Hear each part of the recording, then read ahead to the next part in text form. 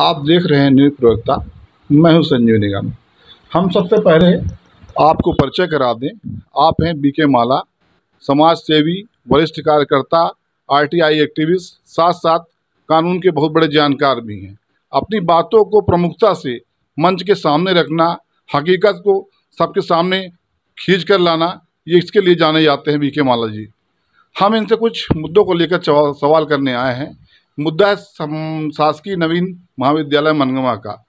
भाई साहब, मनगवा में भर्तियां की गई हैं, भर्ती नहीं मानती। 6 आउटसोर्स कर्मियों को शिवानी सिक्योरिटी एजेंसी के नाम से रखा गया है। ना तो निविदा निकाली गई है, ना ही अमानत राशि जब्त की गई है। ऐसी कोई प्रक्रिया नहीं की गई है।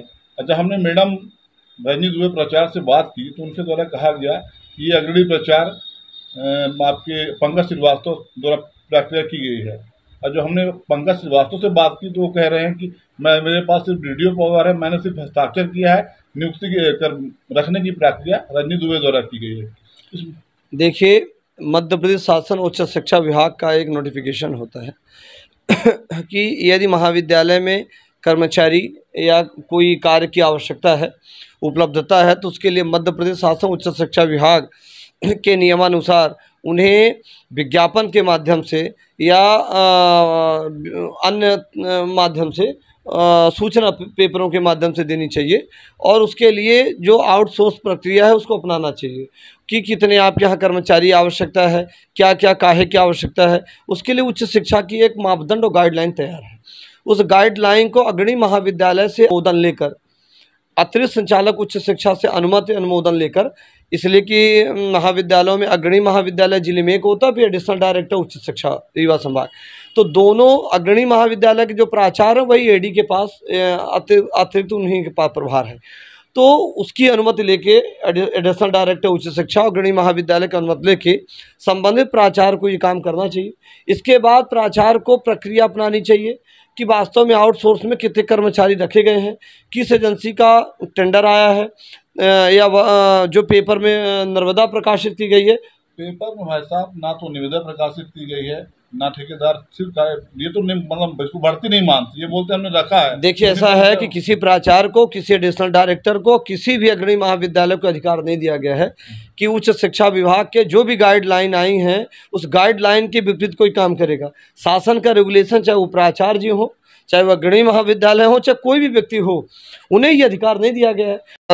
उसमें जन भागीदारी में कैसे रखे जाएंगे, कर्मचारियों के अलग रेगुलेशन है, तो इसके लिए अलग अलग। एक सीधा सा सवाल है जी, मैं आपसे पूछना चाह रहा हूँ कि इसमें विज्ञापन का ऑनलाइन प्रकाशन या समाचार पत्रों में प्रकाशन होना चाहिए कि नहीं होना चाहिए। तीसरा सवाल हमारा ये था जी कि पंकज दुबे जो शासकीय आदर्श महाविद्यालय शासक अतिरिक्त संचालक भी हैं, पंकज श्रीवास्तव जी, उनका कहना है कि हम कर्मचारियों के खाते में भी भुगतान कर सकते हैं और जिस ठेका एजेंसी के माध्यम से हमने कर्मचारियों को रखा है उनको भी भुगतान कर सकते हैं।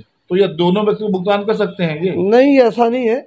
देखिए, ऐसा है कि उनका विचार, उनका दिया गया बयान मैं सहमत नहीं हूँ।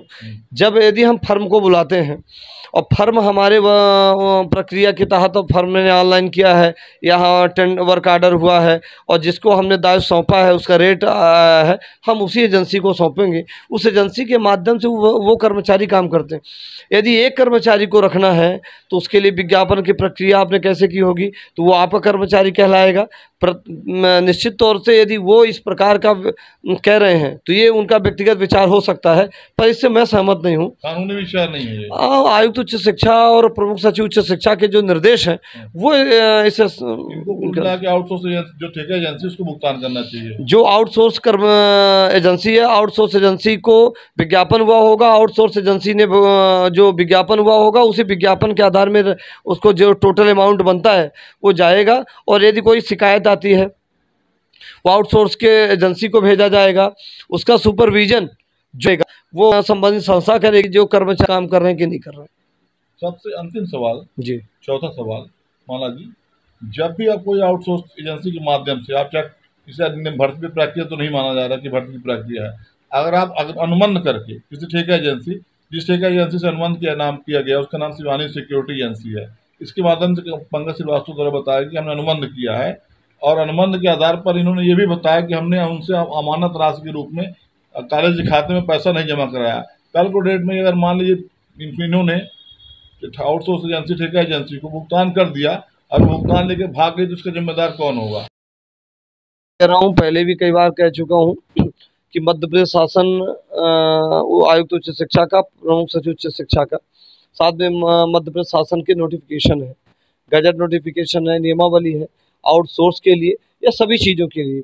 वो संस्था के प्राचार्य हैं, शासन के कर्मचारी हैं, अधिकारी हैं, ना कि वो व्यक्तिगत किसी घर के हैं। तो मेरा ये कहना है कि शासन के रेगुलेशन को सबको पालन करना चाहिए। आउटसोर्स की जो प्रक्रिया, आउटसोर्स की प्रक्रिया में किसी एजेंसी को दायित्व सौंपा गया है, वो एजेंसी को सीधे तौर से विज्ञापन के माध्यम से बुलाया गया होगा, और जब विज्ञापन के तौर से या कि अन्य माध्यम ऑनलाइन के माध्यम से, तो एजेंसी को अमानत राशि जमा ही करनी होगी। और अमानत राशि यदि जमा नहीं की गई है तो वो प्रक्रिया उन्होंने कैसे अपनाई, वो नियम के तहत नहीं है। थैंक यू, बहुत बहुत धन्यवाद महाराज जी। धन्यवाद।